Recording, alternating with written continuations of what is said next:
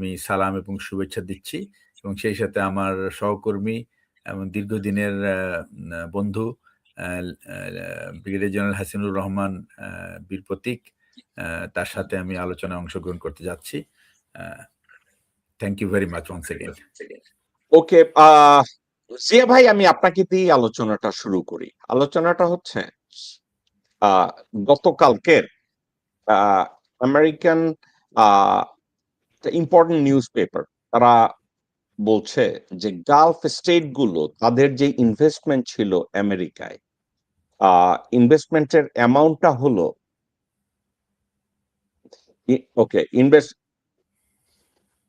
ইনভেস্টমেন্টের অ্যামাউন্টটা হয়েছে $2.3 ট্রিলিয়ন। এখন এই ইনভেস্টমেন্টটা কাদের? ইনভেস্টমেন্টটা হলো সৌদি আরব, সংযুক্ত আরব আমিরাত, কুয়েত এবং কাতার, যাদেরকে এখান থেকে বলছে গালফ স্টেট গুলো তাদের একটা ফান্ডিং আছে, এই ফান্ডিং থেকে তারা আমেরিকায় ইনভেস্ট করেছে এই টাকাটা।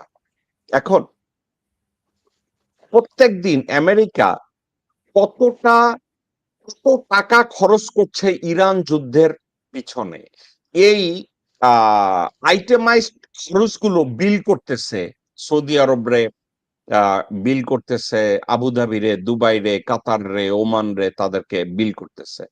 এখন এই ভূমধ্য সাগরীয় রাজা বাদশারা ওই বিল দেখে যে আমেরিকায় তাদের যে $2.3 ট্রিলিয়ন ইনভেস্টমেন্ট আছে, এটা শেষ হইতে আর বেশি সময় লাগবে না। এখন তারা এই খরচটাকে কমানোর জন্য তারা আমেরিকান পররাষ্ট্র মন্ত্রণালয়, পেন্টাগন এবং ফেডারেল রিজার্ভ তাকে জানাইছে যে তোমাদের এখানে যে আমাদের $2.3 ট্রিলিয়ন ইনভেস্টমেন্ট আছে, আমরা এটা ব্যাক করায় নিয়ে আসবো। তো আমেরিকার থেকে অলরেডি বলা হয়েছে যে তোমরা ইনভেস্ট করছো, যে কোনো ইনভেস্টমেন্টে প্রফিট এন্ড লস আছে, এভাবে ইনভেস্ট উইথড্র করতে চাইলেই তো করা যায় না। তো এখন আমি কথাটা আনলাম এই জন্য, আমেরিকা বাস্তবতাটাকে ফেস করতে চায় যেই পর্যায়ে এসে দাঁড়াইছে যে গুছায়া গাছায়া তারা ইরান অ্যাটাক করছে, তোর কি মনে হয় এটা তাদের গুছানো অ্যাটাকের কাছাকাছি, নাকি আপনারা মনে হয় একটা অবিবেচক সিদ্ধান্ত আমেরিকাকে একটা লুপহোলের মধ্যে নিয়ে ঢুকাইছে, যেখান থেকে বাইরে আসা তাদের জন্য এখন সিরিয়াস কষ্টকর হবে বলে আপনি মনে করেন কি ব্রিগেডিয়ার জিয়া? হ্যাঁ, বিসমিল্লাহির রহমানির রহিম। এই কথাটা তো খুব পরিষ্কার যে এই এখন তো তাদেরকে এই এই ইনভেস্টমেন্ট ফেরত দেওয়ার প্রশ্নই আসে না। প্রথম কথা হলো যে আমেরিকা তো এই সমস্ত দেশ থেকে ইনভেস্টমেন্ট নেয় দুইটা কারণে। একটা হচ্ছে যে তাদের স্টক মার্কেটকে রিচ করা, আর ২ নম্বর হচ্ছে যে ইউনো এদেরকে বেঁধে রাখা আমেরিকার সাথে, যেন তারা কোনোভাবেই এদিক ওদিক না যেতে পারে। আর যদি কোনো সময় ভুল পদক্ষেপ নেয় অথবা তারা ভুল দিকে ঝুঁকে পড়ে, তাহলে যেন তারা সেটা কনফিসকেট করতে পারে। সুতরাং আপনি অ্যাকচুয়ালি সব দিক থেকেই তাদের কাছে ধরা। আচ্ছা, আর একটা জিনিস হলো আমেরিকা এতদিন ট্রাম্পের কথা বাদ দিয়ে রাখি, আমি আগের যে প্রেসিডেন্টরা ছিল তারা মোটামুটি একটু অ্যাসিওর করতো যে তাদের অ্যাসুরেন্সটা ছিল মোরলেস গ্যারান্টেড দ্যাট বিশেষ করে সৌদি আরব এবং এই সমস্ত গালফ কান্ট্রিজের যে বেসিক সিকিউরিটি রিকোয়ারমেন্ট আর কি, particularly to face Iranian threat, এটা তারা they use to keep their promise বা তাদের প্রমিস রাখার চেষ্টা করেছে। কিন্তু তারা কখনো এই প্রমিসটা, it has never been tested in a crisis time. In the normal scenario, the security assurance is given and it is probably believed that it is available. But when there is a crisis, when America itself is in war and Israel is more important than the all other four countries, এটা যদি তারা ইতিপূর্বে বুঝে না থাকে, then এটাকে আমি simply বলবো আহম্মকি। এবং এই যে আহম্মকি, এই আহম্মকির খেসারত কিন্তু এখন তারা দিচ্ছে। আর একটা কথা সবসময় বলে যে ইনভেস্টমেন্টের ব্যাপারে, do not keep your all the eggs in one basket. এবং এই যে ডিফারেন্ট বাস্কেটে রাখার যে রিকোয়ারমেন্টটা আছে, সেটা আমার মনে হয় যে এই রাজা বাদশারা তারা এতটাই মানে মগ্ন ছিল তাদের লাইফ নিয়ে, তাদের এই মানে ল্যাভিশ লাইফ নিয়ে, যে তারা এই সমস্ত ব্যাপার চিন্তা ভাবনা করার মতো সময় তাদের ছিল না। এবং যেহেতু এই এই অর্থ তো অ্যাকচুয়ালি তাদের হার্ড আর্ন না, দিজ আর পাবলিক মানি, সুতরাং এটা গেলেই কি আর থাকলেই কি, it hardly matters to them, because Allah তাদেরকে অনেক সম্পদ দিয়েছে এবং এই সম্পদটা তারা ব্যবহার করছে যেভাবে, এটার তো মূল্য তাদেরকে কোনো না কোনো সময় দিতে হবে। আমার মনে হয় সেই সময়টা হাজির হয়ে গেছে এখন। This is the beginning of their realization. এখন এই রিয়েলাইজেশনের উপর ডিপেন্ড করে তারা ঠিক করবে যে আসলে তাদের ভবিষ্যৎ কর্মপন্থা কি হবে। এবং আমার মনে হয় আর একটা জিনিস হলো যে এখন কিন্তু দ্য কস্ট অফ ওয়ার, যেটা আমি গত 2 দিনের, যেটা আমি আপনার সাথে লাস্ট কথা হওয়ার পরে দেখলাম যে আমেরিকার cost every day now is close to $1 billion. এই $1 বিলিয়ন তারা how they are going to cope up with it, এটার জন্য কিন্তু তারা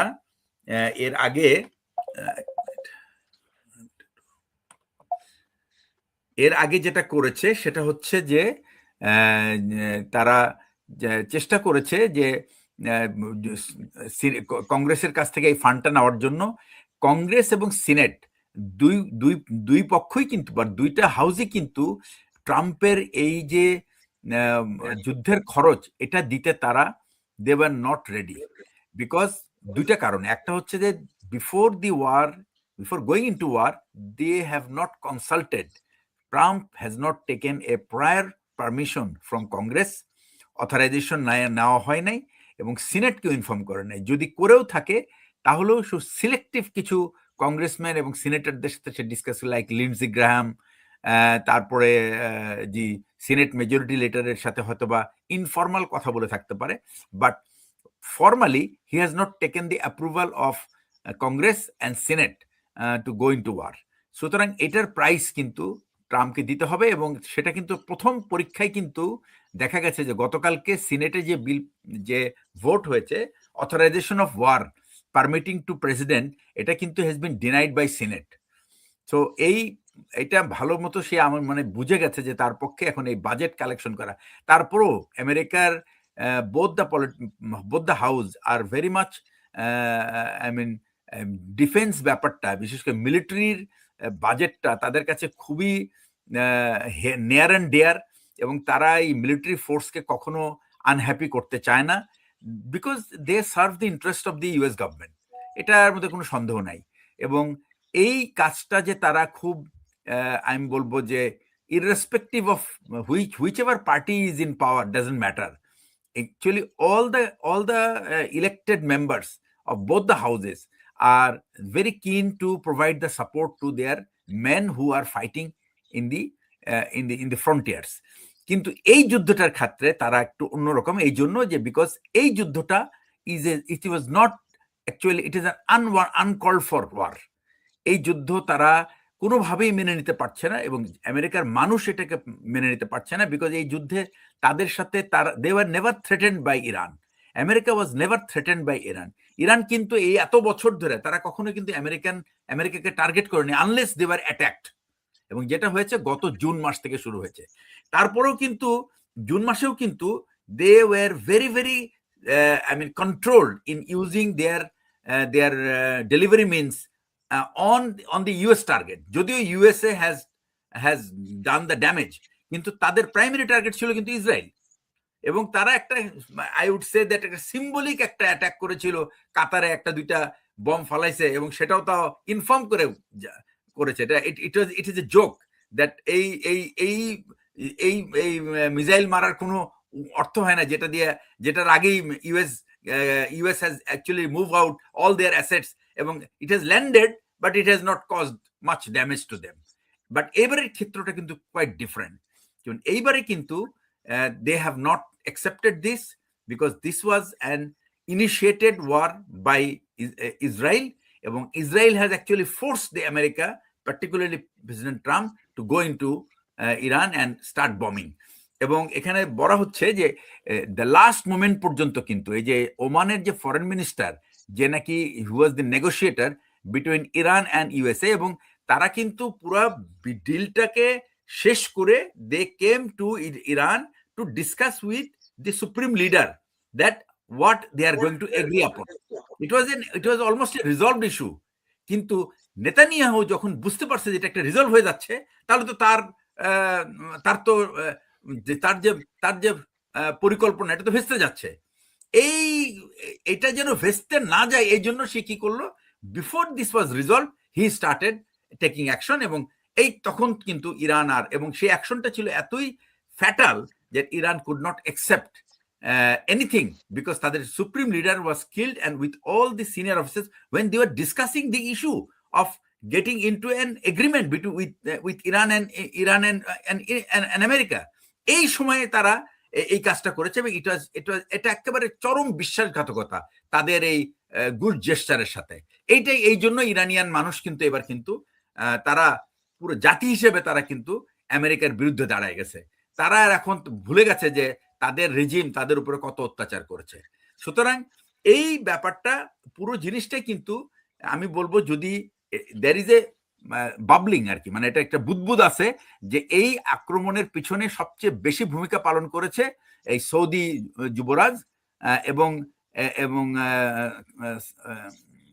আপনার হচ্ছে যে নেতানিয়াহু, এবং এই জন্যই কিন্তু ইরান ইজ অ্যাবসলিউটলি। তারপরেও আমি বলবো যে তারা কিন্তু সৌদিকে কিন্তু আমি বলবো they have given them a pass, that they have not been very harsh to Saudis, because আমার মনে হয় যে তাদের কিছুটা সিম্প্যাথি আছে। একটা কারণ হচ্ছে land of Saudi Arabia is a very কি বলে সেক্রেট টু মুসলিম ওয়ার্ল্ড, এবং এই জন্য তারা সৌদি আরবের উপর কিন্তু অতটা মানে আমি বলবো যে আক্রোশ তাদের ঝাড়ে নাই, যতটা না তারা বাহরাইন এবং ইউএই এবং কাতারের উপর করেছে। তারপরও আমি বলবো কাতার কিন্তু অতটা ঘৃণিত না ইরানিয়ানদের কাছে, কারণ কাতার অনেক সময় ইরানিয়ানদের পক্ষে অনেক সময় তাদের বিভিন্ন নেগোসিয়েশন তাদের অবদান রেখেছে। এই জন্য কিন্তু তারা কাতারের উপর অতটা বিরক্ত না, যতটা না বাহরাইন এবং ইউএই এর উপরে বিরক্ত। তো এই ব্যাপারগুলি বোঝার পরেও যদি গালফ স্টেটগুলি আগের থেকেই যদি তারা তাদের অবস্থান পরিবর্তন না করে থাকে, তাহলে কিন্তু এটার জন্য পেমেন্ট তাদের যে ক্ষতি সেটা তারা বহন করতে হবে। এবং আলটিমেটলি ওই চারটা দেশের, আপনি যে চারটা দেশের কথা বললেন, যে সৌদি আরবিয়া, কাতার, কুয়েত এবং কাতার না কুয়েত, ইউএই, সৌদি আরবিয়া এবং বাহরাইন, এদের যে ইনভলভমেন্ট এবং কাতারেরও কিছু ইনভেস্টমেন্ট আছে, এরা কিন্তু ক্ষতিগ্রস্ত হবে এই যুদ্ধের কারণে। অলরেডি সেটা শুরু হয়ে গেছে। এটার সাথে আমি একটা কথা অ্যাড করতে চাচ্ছি। জনমত গতকালকের ইউএস সিনেটে, গতকালকে না পরশুদিন সিনেটে এবং কংগ্রেসে একটা হিয়ারিং এর সময় ওয়ারের উপরে আলাপ আলোচনার সময় পুলিশের লগে ধস্তাধস্তি কইরা, মারামারি কইরা, যে চিল্লাচিল্লি কইরা দাঁড়ায়, আমাদের বাংলাদেশে কি এই ধরনের দাঁড়ানোর মতো অ্যাটমসফিয়ার কি 54 বছরে তৈরি হয় নাই হাসিন ভাই? নাকি মনে হয় যে আমরা এটা মেনেই নিছি, যে আমরা জন্মাইছি, জয় হিন্দুস্থান, জয় বাংলা, আমাদের ভারতের প্রতি কৃতজ্ঞতা জানাতে হবে, মুজিবের প্রতি আমাদেরকে বঙ্গবন্ধু এবং জাতির পিতা বানাতে হবে, মারা যাব তো ঠিক আছে, আমরা কি এটাকে মেনে নিছি? ভাই আসলে সত্যিকার অর্থে এটা মানার বিষয় না। 54 বছরে আমরা এই বাটপারদেরকে নির্বাচিত করছি, এরা টাকা পাচার করছে নিজের জন্য, এর দেশের জন্য কোনো কাজ তেমন একটা করে নাই। এবার একটা সুযোগ ছিল, আমি মনে করি ডক্টর ইউনূসের জন্য পারলাম না করতে। এখন রেজওয়ানা আপা অনেক কিছু বলতেছে, আমার মনে হয় আগামী দিনগুলি কঠিন হবে। যত সহজে আওয়ামী সরকার ক্ষিপ্র বা যতটা অনৈতিক আচরণ করছে, পুলিশকে ব্যবহার করে, সেনাবাহিনীকে ব্যবহার করে, গোয়েন্দাকে ব্যবহার করে, তেমনটা পারবে না। বাট আমাদের উচিত আমাদের শত্রুটাকে চিনা। ডক্টর জাফরুল্লাহ ভাই বলছেন ভারত আমাদের একমাত্র শত্রু, এটা যে চিনতে পারবে এটাই দেশপ্রেম। এই জিনিসটাকে সম্পূর্ণ খোলসা করে দিয়েছে আমাদের ছাত্ররা। এখনো যদি আপনি যেটা বললেন এক শুরুতে যে ফর্মার সাথে বসে ইফতারি করতেছে, আমার আসলে কোনো কিছু বলার নাই। আমাদের সময় হয়েছে, রমজান যাক, অনেক ইস্যু আছে, সেগুলিকে পরিষ্কার করতে হবে সরকারকে, এবং আমার মনে হয় খুব সহজে পার পাবে না। আপনি দেখেন ছাত্রদের বিপ্লবে পুরোটা সময় মাঠে আমি ছিলাম। ইন্ডিয়া চলে গেছে, মসজিদের ইমাম চলে গেছে, ভারতের র গেছে, সব চলে গেছে। এখন ওই শক্তি আর বর্তমান শক্তি খুবই কম। আচরণ বিধি তারা যদি এখনো যদি না বুঝে, ওই কিছু লোক রয়ে গেছে ভারতের সেবা দাস, এদের বুদ্ধিতে তারেক সাহেব হয়তো ভুল করতেছেন। আর যদি না করে ওদের কথা শোনেন, নিজে বিপদ রাখবেন। আমাদের যথেষ্ট সুযোগ আছে। এই ছাত্র জনতারা যত অ্যাক্টিভ, আজকে ইফতারের সময় ছিলাম। হাসিন ভাই, এগুলো স্পোরাডিক্যাল মন্তব্য আপনি আর আমি বইলা যাইতেছি, কিন্তু আপনারা যদি আমি জিজ্ঞাসা করি, আমরা নিজেরা দেখি ম্যাসিভ একটা রিভোল্ট জনগণের মধ্যে, যে আমাদের 57 জন অফিসারের মাইরা ফেলাইছে। আমরা কি এ ধরনের কোন রিভোল্ট বাংলাদেশে দেখছি? আমরা কি দেখছি? আমরা কি এইটা দেখছি? আমরা যখন রিভোল্ট কইরা থানা অ্যাটাক করতে গেছি, যে পুলিশের দ্বারা আমরা গুম হইতেছি, খুন হইতেছি, আমরা বলছে মব অ্যাটাক, থানায় অ্যাটাক করছে। এখন ওই অ্যাটাক করছে যেসব খুনিদের মারছে পুলিশ, এখন বলছে ওই পুলিশ হত্যার বিচার হবে। তো আপনি আর দাঁড়ানোর কথা, এবং আরেকটা কথা, আমি আপনার কথায় আমি একটু অবাক হইতেছি। আপনি বাংলাদেশে 2 পয়সার এক বেডিরে এখন যদি না পা, তাহলে কবে যে আপনি আবার বলবেন মহামান্য মহামায়া। আমি ওই বেডির কথাটা একটু শুনাই আপনারে। বদলে দিয়েছে, হ্যাঁ, সেই শক্তি আমাদের সময়ে কোনো নীতি বদলাতে পেরেছে, যেটা নারী শক্তির একটা পার্ট এখন, সেই শক্তির একটা পার্ট, সেই শক্তির একটা পার্ট যদি বিরোধী দল হয়েও থাকে, আমার এবং আপনার কাজ হবে তাদের রাজনীতির যেটুকুন অংশ নারীবাদের, নারীর ক্ষমতায়নের, নারীর সমান অংশগ্রহণের বিরুদ্ধে, সেইটুকুন নিয়ে কাজ করা। কখনো যেন এই জাতীয় শক্তি মেইন স্ট্রিম না হতে পারে, আমরা সেই কাজটা করতে পেরেছি, তাদেরকে আমরা মেইন স্ট্রিম হতে দেই নাই। ওকে, আমি একটা কথা বলি।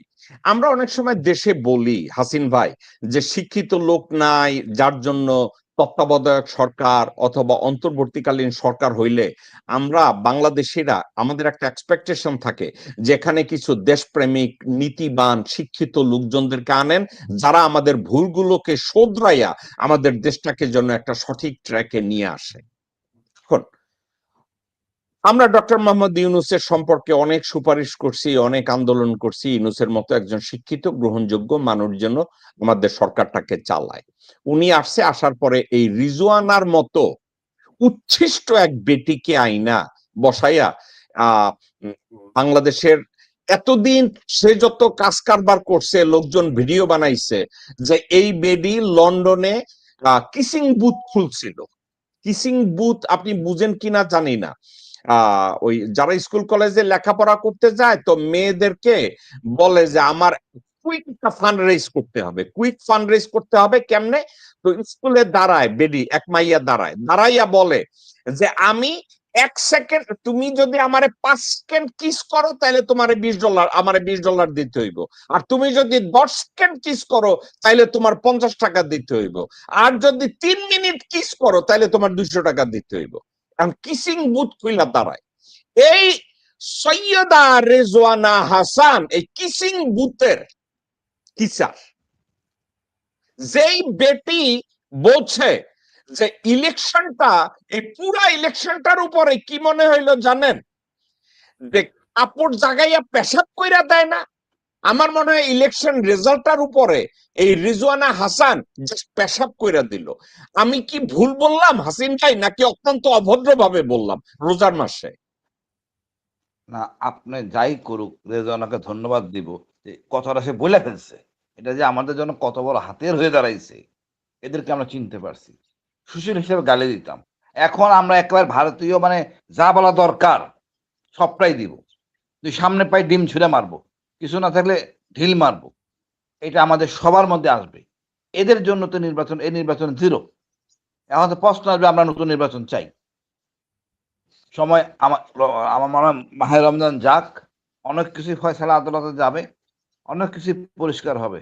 বিএনপি এই হানা ভোটের ব্যাপারে শ্রদ্ধাশীল খুব একটা না, কিছু কিছু কিছু কিছু করতে চাচ্ছে, কিছু করতে চাচ্ছে না। এর মধ্যে গরম যা দেওয়ার দিছে, যা দিছে রেজওয়ানা আপা, আমি অশেষ ধন্যবাদ, আমি কৃতজ্ঞতা জানাই। উনি আন্তত সত্য কথা বলছেন। আমরা এই সুশীলদের চেহারাগুলি পরিষ্কার হয়ে গেছে। এখন এটা আমরা ঠিকঠাক মতো খুলবো ইনশাআল্লাহ। আর ভারতকে চেনা নেয়া আমি জানি না বিএনপি ভুল করবে। এই একই পথে তারা যায়। পানির সমস্যার সমাধান হয় না, এইসব ইস্যুকে নিয়ে আসা এবং এগুলো নিয়ে যদি সমাধানে না আসতে পারে, যদি এমন শাসক হয় যে আমাদের এই সমস্যাগুলি দীর্ঘমেয়াদী সমস্যা, পানির সমস্যা, অনেক সমস্যা রয়ে গেছে। ভারতের কাছে আমরা ভারতীয় নাগরিক আমাদের কাছে চাকরি করে, আমাদের উপর বেকার। এটা তো কাম্য না। অনেক বিতর্কিত জিনিস রয়ে গেছে, এগুলিকে ক্লিয়ার করতে হবে। আগে কথা বলতে পারতাম না, 17 বছর কথা বলি নাই আমরা, 15 বছর। এখন কিন্তু সবাই আমরা কথা বলবো ঐক্যবদ্ধভাবে এবং ইনশাল্লাহ জনগণ দেখবে, জনগণ দেখবে যে পরিবর্তন একটা হয়েছে। সরকার যেই থাকুক, যে সরকার অলরেডি আমাদের কাদায় আছে, বিষয়গুলি আইনের পর্যায়ে চলে গেছে। আমার মনে হয় বিচারকরাও বিপদে, আমাদের জেলখানায় কিন্তু বিচারক আছেন, জুতার মালা গলায় দেওয়া নির্বাচন কমিশনার আছেন। এই নির্বাচন কমিশনকে জবাবদিহি করতে হবে। বিষয়টা অনেক বড় ইস্যু, কেউ কারো ছাড় দিবে না। আপনি বলছেন আপনি 57 জন ভাই, 57 জন অফিসার মারা গেছে, যারা জড়িত ছিল সেই অফিসারদের বিচার করা এখনো হয় নাই। কেন হচ্ছে না বিচার? দায়িত্ব পালনে অনীহার জন্য বিচার হইতে হবে তো। এটা নিয়ে আমরা শুরু করবো ইনশাল্লাহ। এটা কোনো ছাড় নাই। ভারতকে গালি দিব, জিয়া রহমান মারা গেছে, চাপাই দিলাম রয়ের ঘাড়ে। আরে গুলি তো আমি করছি, গুলি তো আমি করছি, রয়ের ঘাড়ে চাপাবো কেন? পরে আগে নিজেরা ঠিক করে নেই, আগে নিজেরা ঠিক করে নেই। আমি আশাবাদী ইনশাল্লাহ আমরা কাঙ্ক্ষিত লক্ষ্যে পৌঁছবো। জনগণকে ঐক্যের মধ্যে আনতে হবে, ইনশাল্লাহ আনা যাবে, অসুবিধা হবে না। আপনারা একটু মাঝে মাঝে জনগণকে নিয়ে কথা বলবেন, আমাদের আসল জায়গাগুলি কোথায়। ভারতকে কেন ভয় পায় জানি না। দেখেন ভাই, 3টা ক্যাম্প নিয়ে গেছে মণিপুরি গেরিলা, হেলিকপ্টার সহ, এর মধ্যে আরেকটা ফাইটার প্লেন হারিয়ে গেছে মণিপুরে। এই জাতির ভয় পাওয়ার কি আছে আমি জানি না। জাতিকে উজ্জীবিত করতে হবে। আমাদের আছে আবু সাইদ, আমাদের 7 জন বীরশ্রেষ্ঠ, খুব গর্বের, অসীম, বলতেছিল পানি পানি, মৃত্যু ভয় উপেক্ষা করে। আমাদের মারাও বেশ সাহসী, আমার নিজ চোখে থেকে মারাও বেশ সাহসী। এখন ভয় কার কিছু নাই।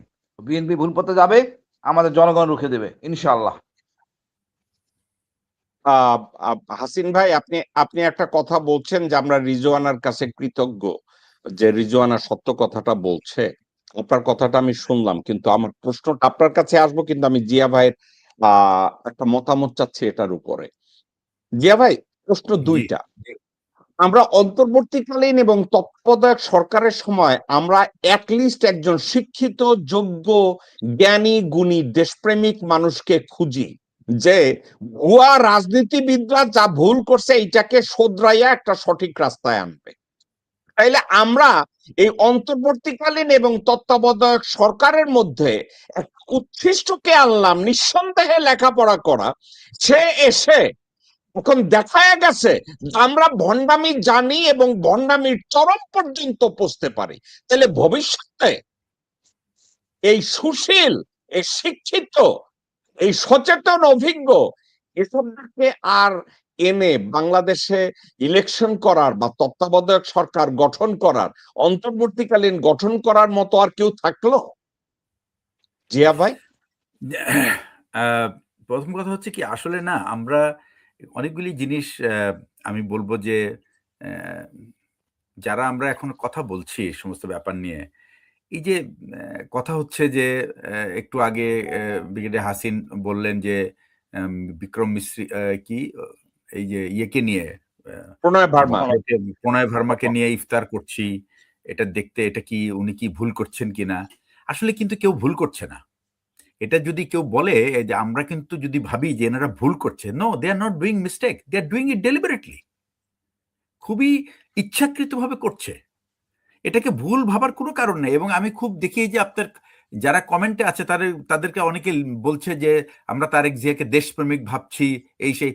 অসম্ভব ভাই। একটা দেশ নায়ক যদি দেশপ্রেমিক হয় এবং সে যদি জানে যে আমার আশেপাশে যারা আছে তারা আমাকে ভুল পথে পরিচালিত করছে, he should not take more than a minute to decide, just kick them out. Just kick them out. ওনার যদি আত্ম উপলব্ধি থাকে যে এই দেশের মানুষ ভারতীয় আধিপত্যবাদ পছন্দ করে না, মাখামাখি পছন্দ করে না, অনৈতিক সুবিধা দেওয়া পছন্দ করে না, যেটুকু তার প্রাপ্য ততটুকুই তাকে দিতে হবে। আমি আপনার এই যে সাবজেক্ট দিকে আমি আজকে খেয়াল করলাম যে আমরা প্রতি বছরে ভারতের সাথে যে আমরা বাণিজ্য আমরা করি, যে আমরা ট্রেড করি, সেই ট্রেড ইমব্যালেন্স হলো অ্যাভারেজে $8 বিলিয়ন। প্রতি বছর আমরা 9 বিলিয়ন ডলার ভারত থেকে আনি আর আমরা রপ্তানি করি $1 বিলিয়ন।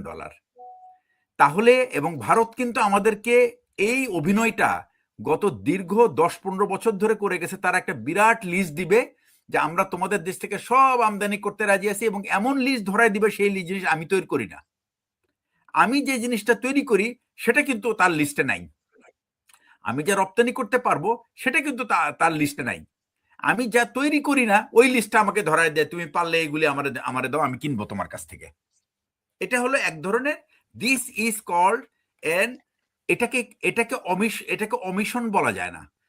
মানে আমি বলবো যে একটা হলো ভুল করে করা, যেটা সেটার ইংরেজির ডেফিনেশন হলো সেটা হলো অমিশন, ভুলে হয়ে গেছে। আর একটা কমিশন মানে হলো আমি ইচ্ছাকৃতভাবে করছি। ভারত যে লিস্টটা আমাদেরকে দিয়েছে এটা ইচ্ছাকৃতভাবে দিয়েছে, কারণ তারা এই ব্যালেন্স অফ পেমেন্টটা কমাইতে চায় না। জিয়া ভাই, আমি ওখানে যাচ্ছি। আমি আপনাকে ওইখানে যাওয়ার আগে আপনাকে এই আপনি যাওয়ার আগে আমি দুইটা বিষয় আপনি এর আগে তুলেছিলেন, সেটা হলো ওই মেরিনের একটা আপনি ক্লিপ দেখিয়েছিলেন। ওই সময় কিন্তু আমার খুব চোখটা ভিজে গেছে। কারণ আমি কেন ভিজেছে, not because of the marine, because তার দেশপ্রেম দেখে। সে তার দেশপ্রেমের জন্য সে কি করছে, সে একটা ভেটারেন, কিন্তু সে কিন্তু একটা রিটায়ার্ড মেরিন। আমার আরেকটা কি বলে আপনার ইমোশনাল সাইড হলো, আমি 1 বছর মেরিনদের সাথে ট্রেনিং করেছি আমেরিকাতে, এবং আমি এদেরকে দেখেছি যে এদের কমিটমেন্টটা কেমন। আমেরিকার সোলজারদের commitment for the country is unquestionable. এই জন্যই কিন্তু আমেরিকান রাজনীতিবিদরা এদেরকে এত সম্মান করে। কিন্তু আপনি যেটা বললেন যে আমাদের কিন্তু প্রতিবাদ জানানোর যে ভাষা, সেই ভাষা তো একটা আমরা কেড়েই নিয়েছি। আর যারা আমি বলবো যে যারা ইমোশনাল এক্সপ্রেশন করে থাকে তাদেরকে হেভি পেনাল্টি ক্যারি করতে হয়। তো যার কারণে এবং এই যে একটা অফিসার বা একটা সোলজারের যে দেশের জন্য, তার কমরেডের জন্য তার প্রতি যে অবিচার হয়েছে সেটার জন্য সে যখন তার প্রতিবাদ জানায়, এই প্রতিবাদের বিনিময়ে যে পরিমাণ ভৎসনা তাকে পেতে হয়, যে পরিমাণ ক্ষতিগ্রস্ত সে হয়, সে আর তাকে আর মানে তার স্বাভাবিক জীবনযাপন করতে পারে না। আমাদের সামনে বহুত Hasin himself is an example. Brigadier Hasin নিজেই একটা উদাহরণ, এরকম জাহিদ একটা উদাহরণ যে তাকে আমরা হারিয়েছি, জিয়াদ একটা উদাহরণ, মেজর মহসিন একটা উদাহরণ। এরকম হাজারো, আমরা খুব ব্রিলিয়েন্ট অফিসারদেরকে বিনা কারণে তাদের চাকরি থেকে চাকরিচ্যুত করা হয়েছে। একটাই কারণ, সেটা হলো সরকার কেন ঠিক সময় মতো ব্যবস্থা গ্রহণ করতে পারে নাই। প্রতিবাদ যে হয় নাই তা কিন্তু না। আপনি নিশ্চয়ই দেখছেন যে প্রাইম মিনিস্টারের সামনে যে প্রতিবাদ হয়েছে, সে প্রতিবাদটা কিন্তু আমার দেখা one of the most outburst আর কি, যে অফিসারদের যে আউটবাস্টটা দেখার মতো। এটা আমি নিজে দেখেছি চোখে, আমি হাজির ছিলাম তখন। তো সুতরাং আমি বলবো যে প্রতিবাদ যে হয় তাই না, কিন্তু তাদের এই দেশপ্রেমটাকে কিন্তু কেউ মূল্য দেয় না। আমাদের এই সমস্ত অফিসারদের দেশপ্রেম, তাদের প্রতিবাদকে কেউ মূল্য দেয় না। আমরা একটা জিনিস আমি সবসময় বলি যে নিজেরা যদি নিজেদেরকে শুধরাতে পারি তাহলে সেটাই হবে দ্য বেস্ট সলিউশন। কিন্তু আপনি যখন শুধরানোর কথা বলবেন তখন আপনিই হয়ে যাচ্ছেন শত্রু। আপনি যদি বিএনপিকে যদি শুধরাতে বলেন, আপনাকে এখন বলছে আপনি অমুকের দালাল তমুকের দালাল, আপনাকে রাজাকার বানায় দিবে। সমস্যাটা হলো দেশের স্বার্থে আমি রাজাকার হইতে রাজি আছি। আমি বাংলাদেশকে প্রোটেক্ট করার জন্য আমাকে যদি কেউ রাজাকার বলে, I will accept it, but I will still stand for Bangladesh. Okay Zia ভাই, আমার প্রশ্নটা ছিল এই আমরা আপনাকে পিক করলাম, আমরা জানলাম যে আপনি শিক্ষিত, আমরা জানলাম আপনি অভিজ্ঞ, আমরা জানলাম আপনি দেশপ্রেমিক, এই জন্য আপনাকে আমরা উপদেষ্টা মন্ডলীতে বসাইলাম ফ্রি, ফেয়ার অ্যান্ড পার্টিসিপেটরি একটা ইলেকশন উপহার দেওয়ার জন্য। এখন ইলেকশনের পরে ভুয়া ইলেকশন কইরা এখন আপনার এত বড় ঔদ্ধত্য, আপনি এখন লোকজনের সামনে এসে বলছে, দেখছেন আমি তো জামাতে বসতে দেই নাই। তো এরপরে শিক্ষিত অভিজ্ঞ দেশপ্রেমিক এই জনগোষ্ঠী, এই সব জাতি নান্দির ঘরের বান্দি, এদের মতো লোকজনদের উপরে মানুষের আস্থা কি আর থাকবে? আর থাকলো আমরা যে বারবার বলি শিক্ষিত অশিক্ষিত, জিয়া ভাই? বাংলাদেশে আসলে আপনার কথাটা সত্যি। বাংলাদেশে কিন্তু আমি সেদিনও বলেছিলাম যে বাংলাদেশের জন্য, বাংলাদেশের যদি সবচেয়ে বেশি ক্ষতি করে থাকে তাহলে আমাদের এই শিক্ষিত গোষ্ঠী করেছে, এই বুদ্ধিজীবীরা করেছে, যাদের উপরে মানুষ আস্থা রাখে। দেখেন, আপনি একটা গ্রামে যদি একজন লোক শিক্ষিত থাকে, সবাই কিন্তু তাকে বলে যে আপনি শিক্ষিত, আপনি ভালো জানেন, আপনি যা বলবেন আমরা তাই মেনে চলবো। তার মানে কি, সে আপনার উপরে কিন্তু একটা ট্রাস্ট দিল, একটা আস্থা দিল, বিশ্বাস দিল। আপনি কি করলেন? সেই বিশ্বাসের সাথে আপনি বিশ্বাসঘাতকতা করলেন। আপনি তো ভাই মানুষ না, আপনি তো অমানুষ। এই যে উপদেষ্টা পরিষদ, তারা তারা কখনো নিজেদের দিকে নিজেকে প্রশ্ন করে নাই যে আমাকে কেন এই দেশের মানুষ এই দায়িত্বটা দিল, আমি কি আমার দায়িত্বটা ঠিকমতো পালন করছি? তাকে দেওয়া হয়েছিল একটা ফ্রি অ্যান্ড ফেয়ার ইলেকশন করতে। আমার দেশের মানুষ যদি, আমি যদি একটা ছাগলকে নির্বাচিত করতে চাই, তুমি কে আমাকে বাধা দেওয়ার? আমরা ইচ্ছা হয়েছে সবাই একটা ছাগলকে না, বানাবো এখন আমাদের। সে যদি বলে আমি সুশীল, আমি চেতনাবাজ, আমি এই কথাটা বললাম, যে আশ্বস্ত করলো সাংবাদিকদের, দেখলেন আগো আমরা জিততে দেই নাই, দেখলেন তাদেরকে আমরা সাপ্রেস করতে পারছি। এটাকে কি আপনি ঔদ্ধত্য বলবেন, না নীতিহীনতা বলবেন, না ইডিওসি বলবেন? জিয়া ভাই, ভাই এটা আমরা হলো বেইমানি, ভদ্রভাবে কথা বলবো। এটা হলো সাধারণ মানুষের বিশ্বাসের সাথে বেইমানি করেছে। এটা একটা ওকে, বিশ্বাসঘাতকতা করেছে সে। আমি এই ওকে। আর সমস্ত দেশের দ্রোহী, শিক্ষিত দেশের দ্রোহী। শিক্ষিত বিশ্বাসঘাতকদের বিচার, এটা শুধুমাত্র ভৎসনা করলে চলবে না, এদের বিচার করা উচিত যে কেন তারা এই বেইমানিটা, বিশ্বাসঘাতকতাটা করলো তাদের জিয়া দায়িত্বের ভাই, সাথে। জিয়া ভাই, আমি তো এমনি দেশদ্রোহী। আমি যদি আজকে আপনাদের দুইজনের সামনে বলি, দর্শকরা, এখানে অনেক দর্শকরা আমার কথা শুনতেছে, এই সৈয়দা রিজওয়ানা হাসানের রাস্তাঘাটে কেউ যদি দেখেন আর জুতা দিয়ে একটা বাড়ি দেন, আমি ওই একটা বাড়ির জন্য আপনাকে 1,00,000 টাকা পুরস্কার দেব। আমি যদি এই কথাটা বলি, এবং আমি মন থেকে কইতেছি, 1,00,000 না, যান আমি 2,00,000 দেব।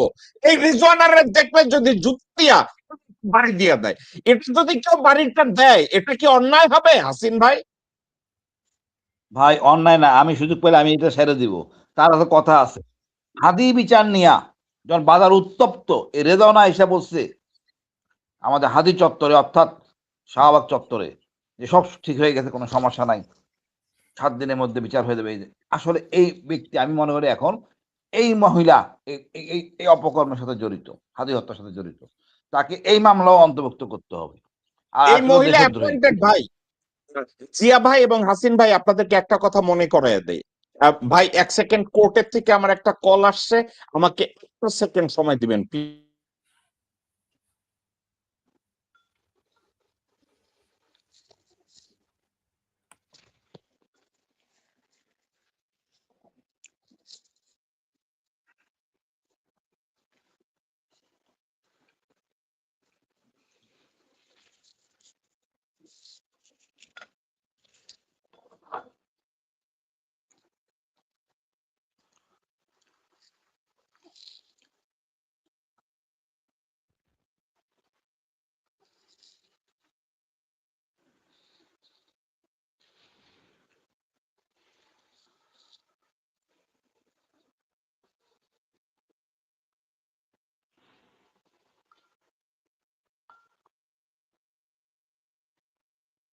ওকে, তো আমি যে কথাটা বলতে চাচ্ছি জিয়া ভাই এবং হাসিন ভাই, হাসিন ভাই বলছে যে উনি হাদি হত্যার বিচারে উনি এই কাজটা করছে।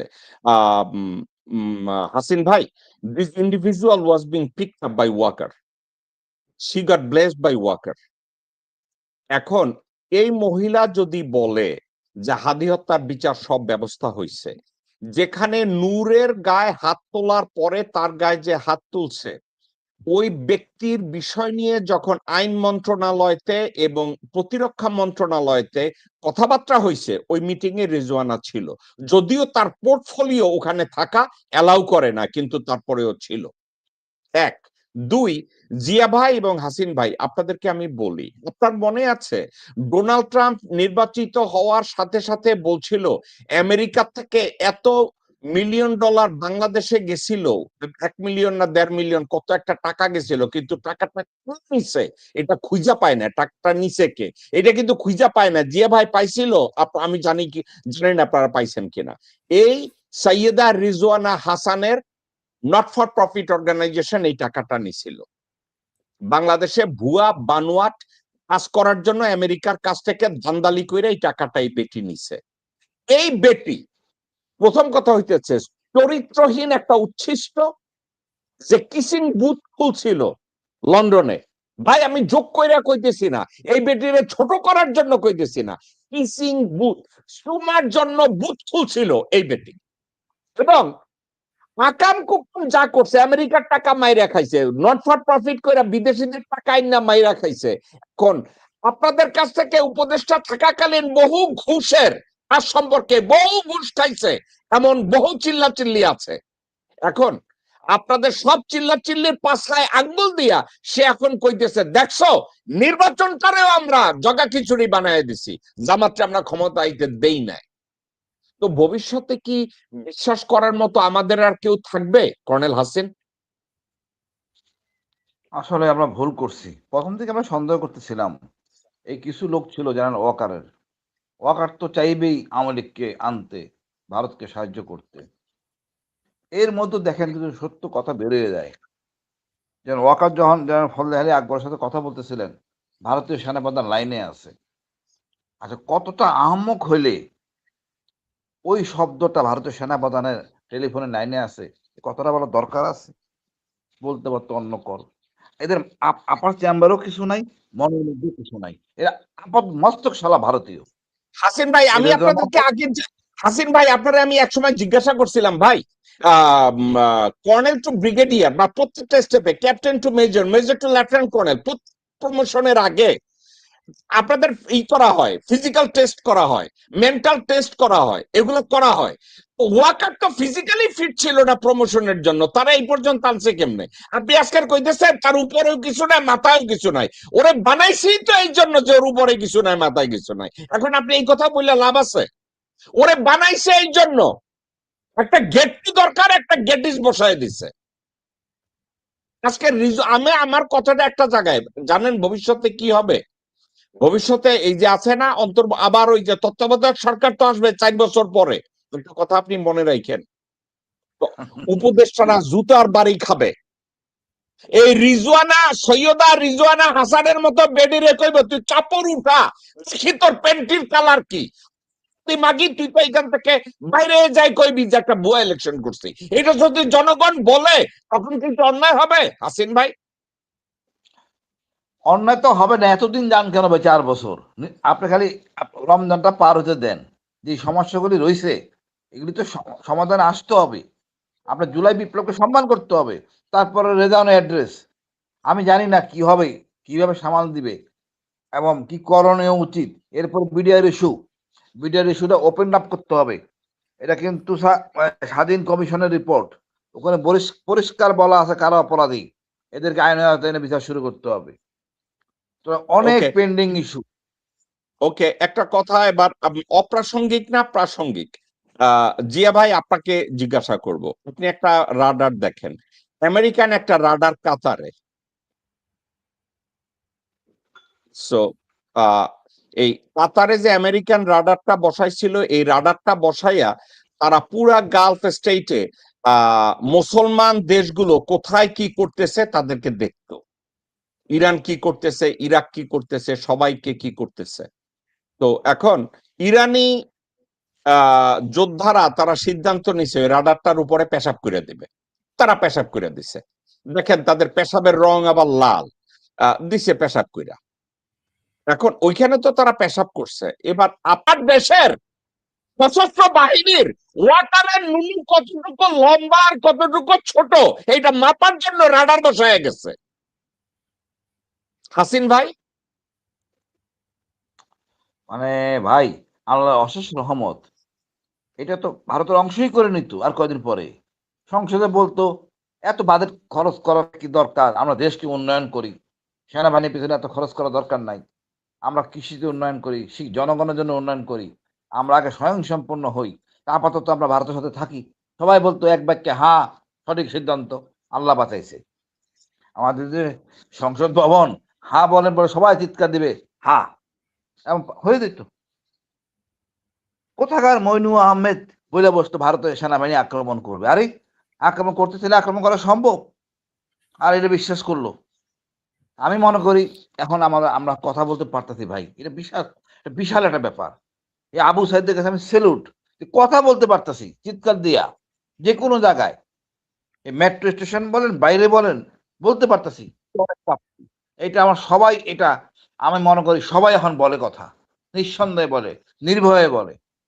এটা দিন দিন বাড়বে, ভেরি ডিফিকাল্ট হয়ে পড়বে।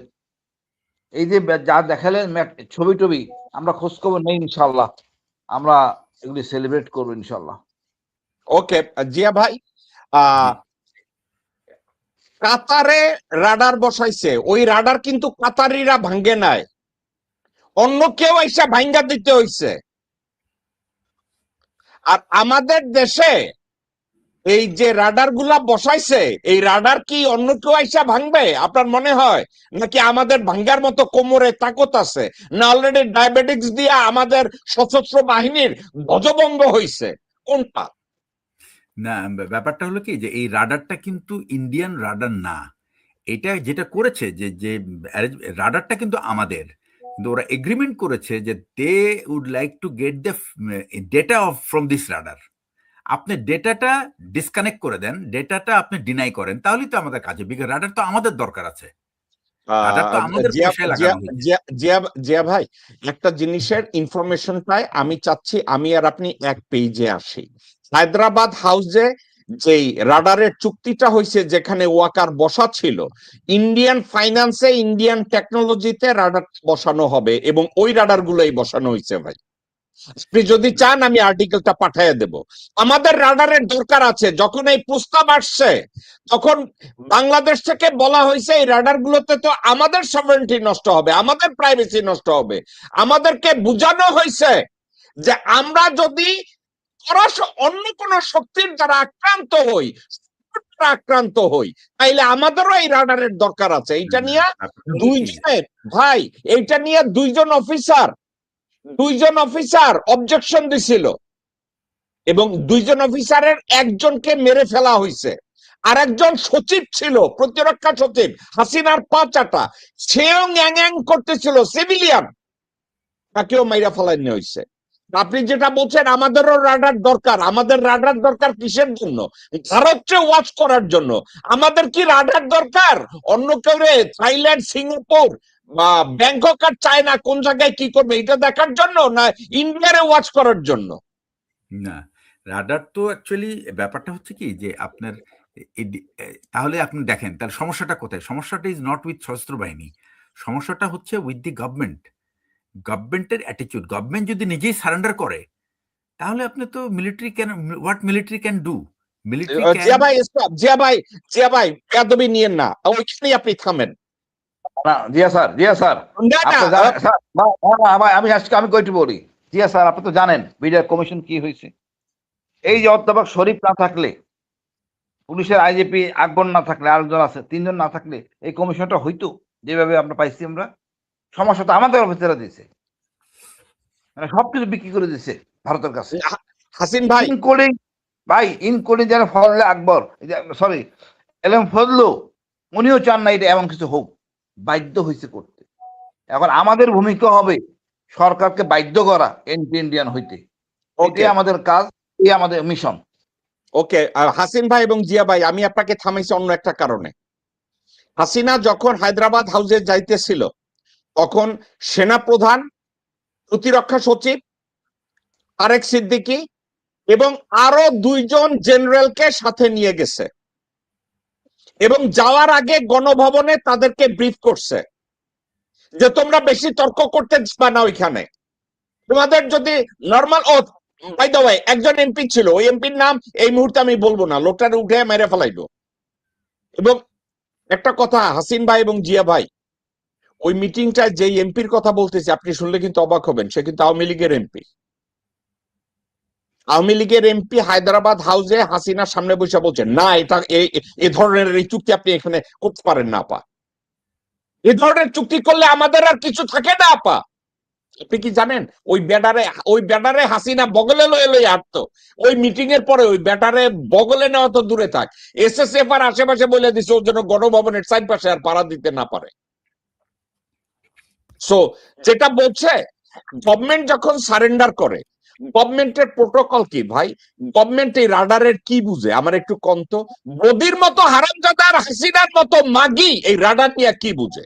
যদি আপনি এফেক্টিভ একটা গভর্নমেন্টের কথা জিয়া ভাই বলেন, তাইলে ধরেন ফর এক্সাম্পল একজন তারেক রহমান আপনারে ডাকলো যে জেনারেল জিয়া, আমরা এখানে রাডারটা এখানে বসাবো, এটার উপরে আপনি আমাকে একটু ব্রিফ করেন, এটা দেশের জন্য অ্যাডভান্টেজ এবং ডিসঅ্যাডভান্টেজ কি।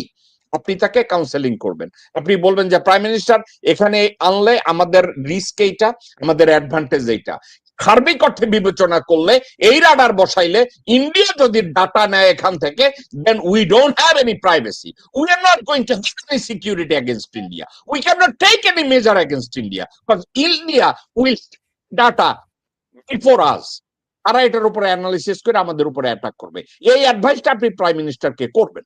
এখন এই অ্যাডভাইসের বদলে আপনি পাশে বসে বসে যদি মোরগের রান চাবান আর কোন আমি তো এখন ব্রিগেডিয়ার, আমি একসময় আর্মি চিফ হব, এটা নিয়ে আমার প্রতিবাদের দরকার নাই, এবং পরবর্তী সময়ে ধ্বজভঙ্গ ওয়াকারের মতো এক হারামজাদার আইনা সেনাপ্রধান বানায় দেয়, যে দাদা ও হায়দ্রাবাদ হাউসে হাসিনার পাশে বসা ছিল। তো আচ্ছা, তাহলে আমি আপনাকে একটা কথা বলি এটা ব্যাপারে, এই এই এই এই সুযোগটা আমি নিতে চাই। সেটা হচ্ছে যে আপনার জানা আছে কিনা জানি না, আমি এটা 2-3 দিন আগে আমি মাইকেল হাডসন নামে একজন ইকোনমিস্ট, উনি হলেন university of মিজোরি at Kansas city. এই ভদ্রলোক ছিলেন চেজ ম্যানহাটন কোম্পানির, হি ওয়াজ দি specialist of balance of payment on oil industry তার, এবং এটা চাকরি করতেন উনি 1974 এবং তখনই এই ওয়াশিংটনে যে মিডল ইস্টের যে তেল উৎপাদনকারী দেশ, তারা তাদের এটা সেই তেল ক্ষেত্র সরকারি হোক আর বেসরকারি হোক বা কোনো প্রাইভেট কোম্পানির হোক, it doesn't matter to them. তাদের কন্ডিশন ছিল যে তুমি তেলের টাকা সব আমেরিকান ব্যাংকের মাধ্যমে রিসাইকেল করবা, অর্থাৎ তোমার তেলের থেকে যে টাকা পাবা সেটার ইনভেস্টমেন্ট হবে ইউএস ইকোনমিতে, ব্যাংকে হবে, শেয়ারে হবে, ট্রেজারি হবে, বন্ডে হবে, সব জায়গায়। এবং তুমি এটাই হলো কন্ডিশন ছিল, তুমি যার কাছে তেল বিক্রি করো না করো। তো এটা কিন্তু কন্টিনিউ করেছে টিল সে 2000 ট্রাম্প আসার আগে পর্যন্ত। তো রিসেন্টলি হলো কি, যে যখন ব্রিক তৈরি হলো, ব্রিক হওয়ার পরে একটা চারিদিকে কিন্তু একটা মানে তাদের ব্রিকের যে উদ্দেশ্য ছিল, তারা চাইছিল যে তারা আর ডলারের উপর ডিপেন্ড করতে চায় না, তারা তাদের নিজেদের কারেন্সিতে, তারা কোনো কমন কারেন্সিতে এখন যেতে চাচ্ছে না, কিন্তু নিজেদের কারেন্সিতে তারা ট্রেড করবে, যার ফলে ইউএস ব্যাংককে বাইপাস করে তারা এই কাজগুলি করবে। কিন্তু এটা করতে পারছিল না একটা কারণে, সেটা হলো সুইফটের কারণ। সুইফট ছাড়া তারা এখন ট্রানজেকশন করতে পারছিল না, যার জন্য কিন্তু এটা তারা করতে পারে না। এবার পরে কিন্তু তারা সুইফটের একটা অল্টারনেটিভ তারা ক্রিয়েট করেছে, এমন এখন কিন্তু ট্রেডিং গুলি করছে তারাই।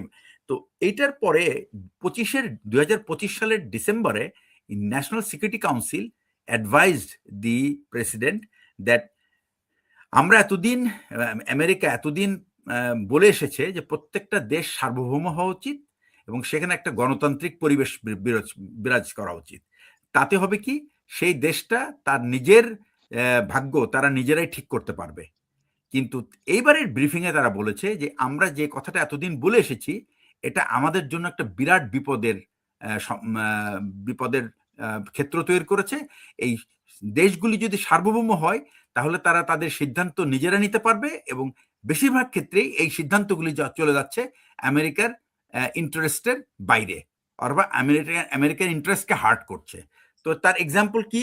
এক্সাম্পল হলো যে ভেনেজুয়েলা যখন বলল যে তার তেল বিক্রি করবে এবং তারা ডলারে তেলটা বিক্রি করবে না, তারা বিক্রি করবে হচ্ছে যে চাইনিজ কারেন্সিতে, অর্থাৎ র্যান্ডে বিক্রি করবে। ইরান তেল বিক্রি করা শুরু করলো রেসপেক্টিভ কান্ট্রিকে তাদের নিজস্ব কারেন্সিতে। এইটা যখন হলো, তখন হলো কি যে তখন ইউএস গভর্নমেন্ট, এই সিকিউরিটি কাউন্সিল বলল যে we cannot let it continue in this manner. এটা যদি হয় তাহলে কিন্তু আমেরিকা উইল বি কর্নার্ড এবং আইসোলেট হয়ে যাবে। তো এখন কি করতে হবে? এখন আমাদের এই দেশগুলি যারা নাকি ইন্ডিপেন্ডেন্ট সিদ্ধান্ত নিতে চাচ্ছে, যারা সোভারেন ডিক্লেয়ার করছে, এই sovereignty is a secure threat to our security, threat to the security of our interest. তো আমরা we cannot allow the nations to remain sovereign, এবং যারাই এই সোভারেনিটি করবে এবং সোভারেনিটি ইউজ করে যারা আমাদের এনিমির সাথে ট্রেড করবে, we have to bring them under our control so that they are not allowed to do trade with our enemy according to their wish. এবং সেটারই কিন্তু প্রথম অ্যাটেম্পটা ছিল ভেনেজুয়েলাকে তারা প্রেসিডেন্টকে উঠায় নিয়ে চলে গিয়ে তারপরে তারা কি করলো, তারা তাদের ট্রেডটা, অয়েল ট্রেডটা তাদের নিজেদের কন্ট্রোলে নিল, এবং একইভাবে তারা এইটাই ইমপ্লিমেন্ট করছে তারা ইরানে। এখানে ইরানে ইমপ্লিমেন্ট করার দুইটা কারণ। একটা হচ্ছে মানে এই ওয়ারের মাধ্যমে দুইটা জিনিস তারা অর্জন করছে। একটা হচ্ছে তারা তাদের ইরানের সোভারেনিটিকে নিজের হাতে নিয়ে নিচ্ছে, আর দুই নম্বর হচ্ছে they are controlling the oil production of oil and the trade of oil. তো উনি এই যে মাইকেল হাডসন যে ইকোনমিস্ট, তিনি বলছেন যে এই যুদ্ধটা, এই যে ইরানের এবারের যুদ্ধটা, এটা কিন্তু is not the war for any security threat, it is the threat to the US interest. এবং এই this war he is calling it to be a war for oil. এবং উনি বলছেন যে third world war already has started. How? He has explain how. দেখো যে এই যুদ্ধটা military conflict is between Israel and Iran, America and Iran, whereas middle ইস্টের আরো ৬-৭টা দেশ অটোমেটিক্যালি ইনভলভ হয়ে গেছে। সৌদি আরব ইনভলভ হয়েছে, কাতার ইনভলভ হয়েছে, যদিও তারা রিয়াক্ট করছে না, but they are already been affected. Second হচ্ছে হরমুজ যদি ক্লোজ করা হয়, the rest of the world will be affected. তখন কিন্তু everybody will get involved into this war. That's how he is calling that this third world war has already started. এবং with this war it has already started. এখন আমি আপনাকে বলি যে এখন আমি আমার পয়েন্টটা আনতেছি। সো ইন্ডিয়া চায় না যে বাংলাদেশ একটা সোভারেন স্টেট হিসেবে থাকুক, এবং যে স্টেট তার নিজের সিদ্ধান্ত নিজে নিতে পারে, এবং that is the whole point. That's the whole point, because India doesn't want us to be free from their jackal. এটাই হলো রিজন, ঠিক আছে? এই জন্যই তারা স্টেট পাওয়ারকে, এবং এই জন্য তারা মেনে নিতে পারছিল না যে হাসিনার কাছ থেকে হাসিনাকে যখন মানে তাড়িয়ে দেওয়া হলো, ইউনুসকে তারা বাগে আনতে পারছিল না, এবং তারা মনে করে Yunus was the biggest threat for their interest, এবং তারা ইউনুসের পরিবর্তে they have brought Tarique Rahman who will serve their interest. এবং ইউ ক্যান সি যে 12ই ফেব্রুয়ারির পর থেকে যতগুলি অ্যাকশন হয়েছে, it is all indicating that he is going to serve the interest of India. Zia ভাই এবং হাসিন ভাই, আপনাদেরকে আমি একটা আর্টিকেল, আমি ইংরেজিতে পড়তেছি না, আমি এটাকে ট্রান্সলেট করছি, ট্রান্সলেশনটা আমি পড়তেছি। ওয়াল স্ট্রিট জার্নালের একটা আর্টিকেলে বলা হয়েছে ভারত থেকে ভারতে অনেক দেশে, আপনারা সবাই জানেন যে ক্যারিবিয়ানে কতগুলা দেশ আছে, তারা বলে তোমাদের নিজেদের দেশে যদি ট্যাক্স ফাঁকি দিতে চাও, অর্থাৎ ফাঁকি দিয়া কালো টাকা সাদা বানাইতে চাও, তাহলে টাকাটা আমাদের দেশে নিয়ে আসো। এখন ভারত থেকে কর স্বর্গে বিপুল পরিমাণ মূলধনের স্থানান্তরের কথা বলা হয়েছে। বাংলাদেশের দুর্নীতি সম্পর্কিত প্রতিবেদনগুলো ইঙ্গিত দেয় যে 2009 থেকে 2023 সময়কালে বার্ষিক $17 বিলিয়ন পর্যন্ত অবৈধভাবে স্থানান্তরিত হয়েছে, এবং ব্যাংকিং ও ব্যবসায়ী খাতে দুর্নীতির কারণে মোট $234 বিলিয়ন ক্ষতি হয়েছে। আধিপত্যবাদী শক্তি ভারত বাংলাদেশের আভ্যন্তরীণ দুর্নীতিকে চাঙ্গা রেখে অর্থনৈতিকভাবে লাভবান হয়।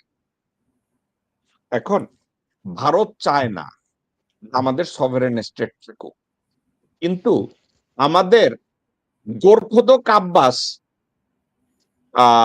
মির্জা ফাক, সালাউদ্দিন কথায় কথায় এবং মির্জাফর ওয়াকার কথায় কথায় বলে আমাদের সার্বভৌমত্ব বিক্রি করা যাবে না। লালমনিরহাটে চাইনিজ কোন কোম্পানিকে এনে এয়ারপোর্টটা ওপেন করা যাবে না। ওয়ারাস ভারতের রাডার বাংলাদেশে 13টা বসানো আছে। রোহিঙ্গা সমস্যা সমাধানের জন্য রোহিঙ্গাদেরকে আরাকানে পাঠানোর জন্য একটা হিউম্যানিটেরিয়ান করিডোরের দরকার ছিল, আমরা ওইটা দেব না, কোন করিডোর হবে না। কে কইছে? মির্জাফর ওয়াকার কইছে, সালাউদ্দিন কইছে, আমির খসরু কইছে, গোরখোদক আব্বাস কইছে, মির্জা ফাক কইছে। কিন্তু এসব নান্দির ঘরের বান্দিরা একবারও বলে নাই যে ভারতের কাছে as of now total corridor open করে দেওয়া হয়েছে। এখন আমি একটা কথা বলি, এই ভারত কি যেসবরা কইছে, ওয়াকার কইছে, মির্জা ফাক, সালাউদ্দিন, আমির খসরু, রাজে কইছে, আমার একটা কন্ত, ওরা কি ওই ভারত কি যেসব লোকরা কইছে করিডোর দেওয়া হবে না, এদের মেয়েদের অথবা যুবতী বউদের পরকীয়া প্রেম আছে নাকি ভারতের কারোর সাথে? আমরা কি এটা একটু কইবেন? নাকি এদের জন্মের সময় ভারতের কোনো অবদান আছে? হ্যাঁ ভাই, মানে ভাই আমার কাছে সঠিক বাংলা নাই, যদি আপনি কোনো বাংলা ইনভেন্ট করে আমারে কইতে চান। একদিকে কইতেছেন আপনারা কোন করিডোর দিয়ে, কাউকে কোন করিডোর দিয়ে বাংলাদেশের সার্বভৌমত্ব নষ্ট করা যাবে না, আপনি একদিকে কইতেছেন। আর একদিকে আপনার তত্ত্বাবধানে ভারতকে টোটাল 14-16টা করিডোর ওপেন করে দেওয়া আছে। তাহলে এর অর্থ কি? তাহলে হয় ওয়াকারের জন্মের সময় ভারতের অবদান আছে, অথবা ওয়াকারের বাচ্চা কাচ্চা আছে, বাচ্চা কাচ্চা হরণের ব্যাপারে ইন্ডিয়ার অবদান আছে, তার মেয়ে থাকলে মেয়েদের বয়ফ্রেন্ড গার্লফ্রেন্ডরা তারা কেউ ভারতীয়, কোন রিজন তো থাকবে ভাই। মানে কোনো একটা কারণ ছাড়া তো এটা হয় না। কইতেছেন আমরা আমাদের সার্বভৌমত্ব বিকায় দেব না, আপনি কইতেছেন আমাদের সিকিউরিটি আমরা অন্য দেশের হাতে দেব না, আপনারা কইছেন খলিলুর রহমান বিদেশি নাগরিক, তারে আইনা আমাদের প্রতিরক্ষার দায়িত্ব দেওয়া হইব না। তাইলে আপনারা রাডার গুলা বসায় রাখছেন আর করিডোর গুলো ভারতের দিয়ে রাখছেন।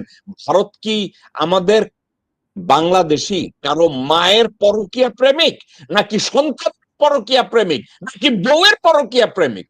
সিন ভাই, আমি আপনার কাছ থেকে আপনার ভাষায় আমি শুনতে চাইতেছি, আপনি ভাই ভদ্র ভাষায় বলেন, আমার ভাষা আপনার নেওয়ার দরকার নাই। ভাই আমি আসলে কি বলবো, আওয়ামী লীগ কখনোই চাই নাই। আওয়ামী লীগ প্রথম থেকে দেখেন যে স্বাধীনতা যুদ্ধ 71 সময় যুদ্ধ শুরু করলো আমাদের শহীদ জিয়া, মাঝখানে উনি 7টা চুক্তি করে বসলেন, সবগুলি পরাধীনতার চুক্তি।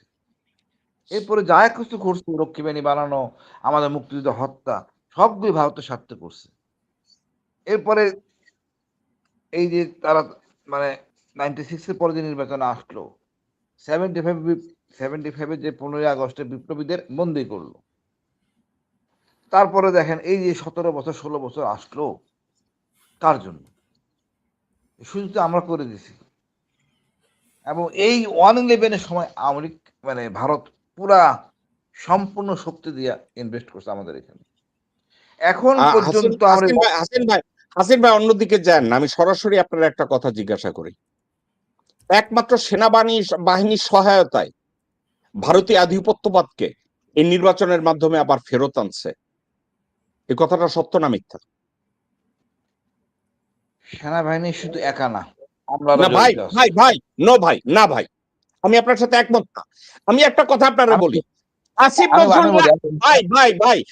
নজরুল রিজওয়ানাদের আনছে যে তুমি পয়সা পাতি চুরি করো, কিন্তু আমি ওয়াকার যেটা ডিকটেট করবো এটা তোমাদের শুনতে হবে। না না ভাই, এটা আর্মিকে পুরো বদনাম দিবেন না। আমাদের জুনিয়র অফিসার সিরিয়াসলি কাজ করছে, তারা চিন্তা করতে পারে নাই, যেভাবে আমিও চিন্তা করতে পারি নাই। রাত 9টা পর্যন্ত আমি জিয়া সারা মাঠে চিন্তা করি না 10টা পর্যন্ত। এই জন্য দায়ী সম্পূর্ণভাবে উপর লেভেলের স্টেক হোল্ডার, জেনারেল নায়ব। দেখেন ডিজি ভাই নতুন হইলো, লজ্জা শরম থাকা উচিত। তোর এমন কি হয়েছে ভারত বলেন? আপনি সৈনিক ভাই আমি আমি শুনছি সে ভারতে গেছে, তার রেকটামের ওইখানে সিরা ফিরা ফেলাইছে কেউ, রেকটামটা সেলাই করার জন্য গেছে। আপনি শুনছেন কিনা জানি না, বাট আমি তাই শুনছি। আমার কথা হলো আমাদের সৈনিকরা ভালো, লেফটেন্যান্ট কর্নেল, ফুল কর্নেল, মাশাআল্লাহ আলহামদুলিল্লাহ, they can hold it. But এই জেনারেলরা আমার মনে হয় বাতাসের ধাক্কা বেরিয়ে যাবে।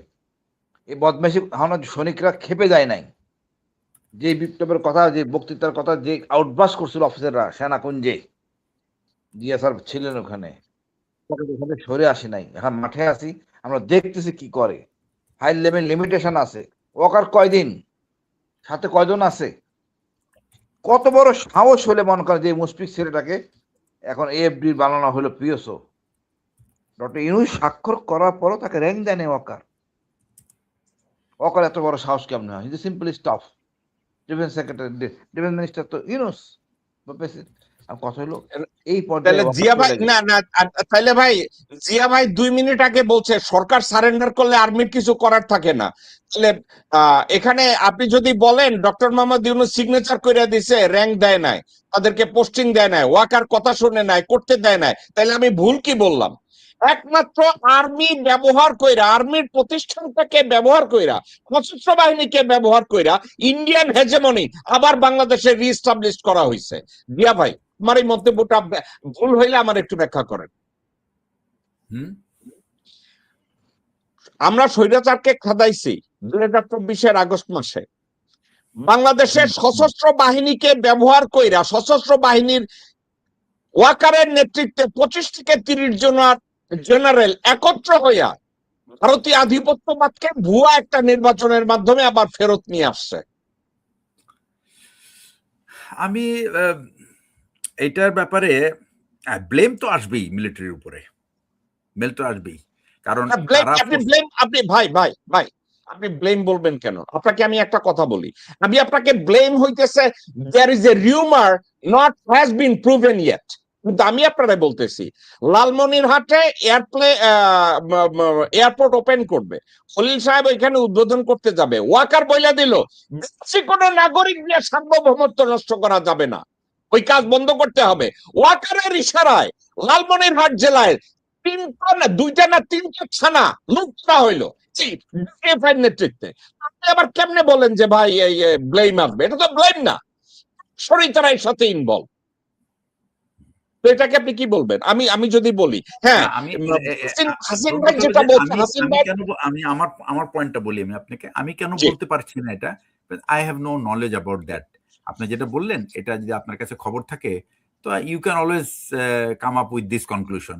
বাট আমার কনক্লুশনটা হলো যে আমরা এক্সপেক্ট করেছিলাম যে মিলিটারিটা তারা ফ্রি অ্যান্ড ফেয়ার ইলেকশন বলতে কিন্তু শুধুমাত্র ওই ভোট রিগিং হবে না, এটার বাইরেও কিন্তু আরো অনেক কাজ আছে।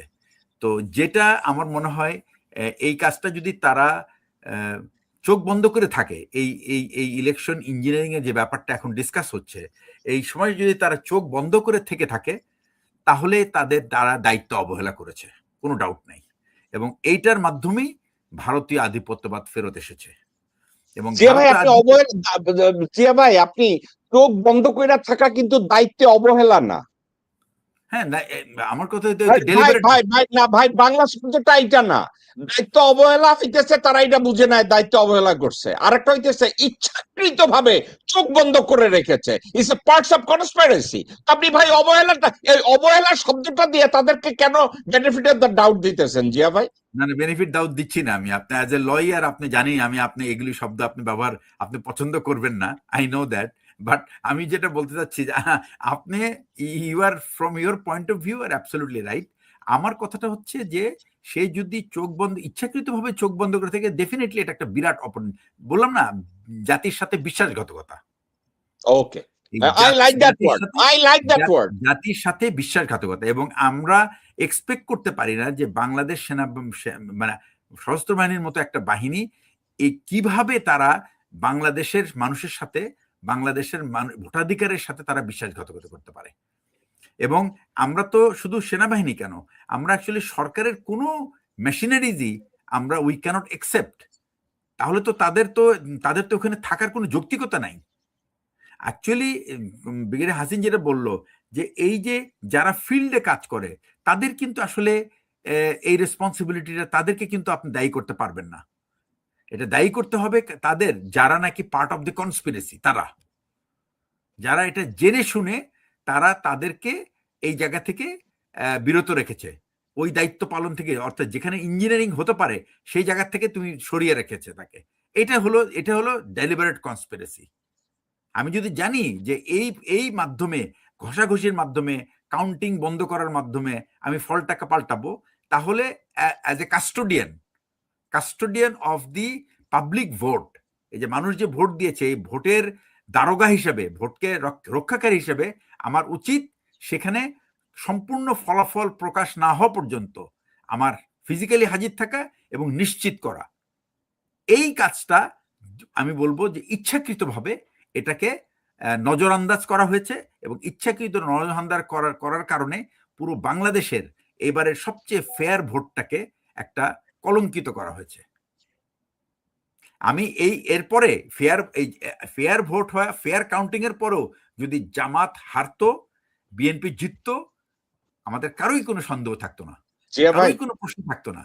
কিন্তু এখন প্রশ্ন দাঁড়াচ্ছে যে যখন একজন অ্যাডভাইজার বলে যে আমরা তাদেরকে ক্ষমতায় আসতে দেই নাই, তাদেরকে আমরা মেইন স্ট্রিমে আসতে দেয় নাই, এর থেকে বোঝা যায় যে এখানে যে ইন্টারিম গভর্নমেন্টের কিছু অ্যাডভাইজার, তারপরে সশস্ত্র বাহিনীর উচ্চ পদস্থরা যা তারা, এবং আমি বলবো যে প্রশাসন অ্যাজ এ হোল, তারা সবাই এর মধ্যে জড়িত ছিল, এবং এই জড়িত থেকে তারা ভারতীয় উদ্দেশ্য সফল করার কাজে ব্যস্ত ছিল, এবং এটার কিন্তু পেমেন্ট তাদেরকে সবাইকে দিতে হবে।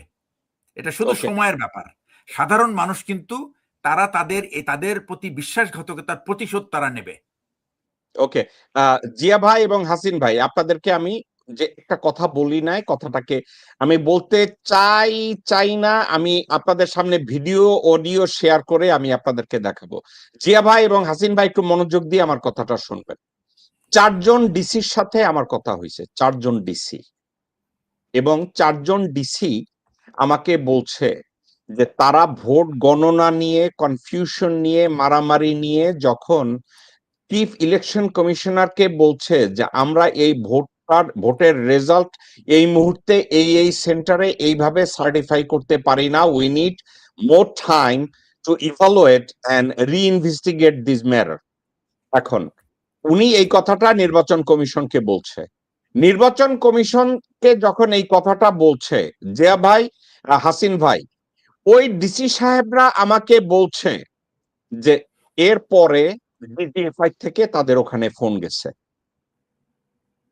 আমি তাদেরকে স্পেসিফিক জিজ্ঞাসা করছি ডিজিএফআই কে, বলছে মহাপরিচালকের নাম বলছে, আরো 2 জন ব্রিগেডিয়ার সাহেবের নাম বলছে, এবং আর এক ভদ্রলোক আছে, উনি ডিজিএফআই না, উনি বোধহয় জেনারেল শামস,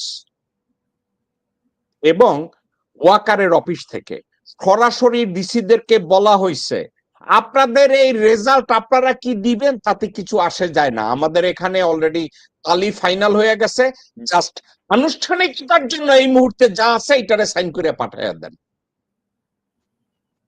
আপনি কি জানেন শুধু একজন ডিসি সাহস কইরা বলছে যে আমাদের কি এখানে ফেয়ার থাকার কোনো অপশন আছে?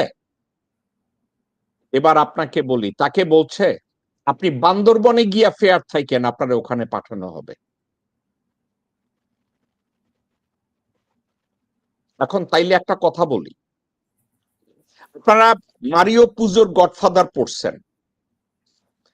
জিয়া ভাই এবং হাসিন ভাই এবং আমিও কখনো কখনো আর্মিরে ফেভার করতে চাই, কয় আমার সুবেদার মেজর ভালো, কয় আমার মেজরও ভালো, কয় আমার লেফটেন্যান্ট কর্নেলও ভালো, কিন্তু আপনাদের 2 জনের কাছে আমি জিজ্ঞাসা করি, জেনারেল অফিসার কমান্ডিং যখন একটা সিদ্ধান্ত নেয়, অর্থাৎ জিওসি যখন একটা সিদ্ধান্ত নেয়, তখন ওই ব্রিগেড কমান্ডার আর ইউনিটের সিও তারা কার বাল ফেলবে? তারা কি তাদের সিদ্ধান্তই কথা জানাবে, নাকি ওই জেনারেল অফিসার কমান্ডিং যেভাবে ইনস্ট্রাকশন দিছে ওইটা ফলো করবে? আমি কথাটাকে এই জন্য টানলাম, যেখানে ওয়াকার বৈশা আছে 25-30 জন জেনারেল নিয়ে, কতগুলো ভারতীয় তল্পি বাহকদের নিয়ে, তারা যদি ডিসিরে বলে যে তুমি ফেয়ার থাকবা, তোমার বান্দরবান আর খাগড়াছড়ি নিয়া উলঙ্গ কইরা পিটাইয়া তারপরে ফেয়ার তাকামো। এখন আপনারা কইবেন ভাই এর মধ্যে সিভিলিয়ানরা দায়ী, এর মধ্যে সৈয়দা রেজওয়ানা দায়ী, এর মধ্যে আসিফ নজরুল দায়ী। দায়ী সবাই। এই জন্য দায়ী কারণ আসিফ নজরুল, সৈয়দা রেজওয়ানা এবং আমার স্যার ডক্টর মোহাম্মদ ইউনূসের উচিত ছিল ডে 2 আর 3 রিজাইন কইরা বাইরে যাওয়া, যে আমাদেরকে ওপেনলি ফেয়ারলি কাজ করতে দেয়া হচ্ছে না। তারা রিজাইনটা করে নাই, এটা তাদের ব্যর্থতা। ওকে, আমাদের আলোচনা আজকে শেষ। আমি কর্নেল হাসিন আপনার কাছে কনক্লুশন শুনবো, তারপরে জিয়া ভাই কনক্লুড করবে, এরপরে আমরা শো শেষ করব। আমার আসলে কি কনক্লুড করে মাথা আমার গরম হয়ে গেছে ভাই।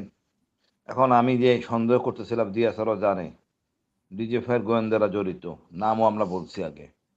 এখন দেখেন ওই ডিজিএফআইকে সরাই দেওয়া হয়েছে, এফডি যে কামরুল তাকেও সরাই দেওয়া হয়েছে minister of defence, minister of foreign অ্যাফেয়ার্সে। মানে তাদেরকে এমবেসি ঢাকার বাংলাদেশের বাইরে পাঠিয়ে দিবে যাতে কোনো আলামত না থাকে।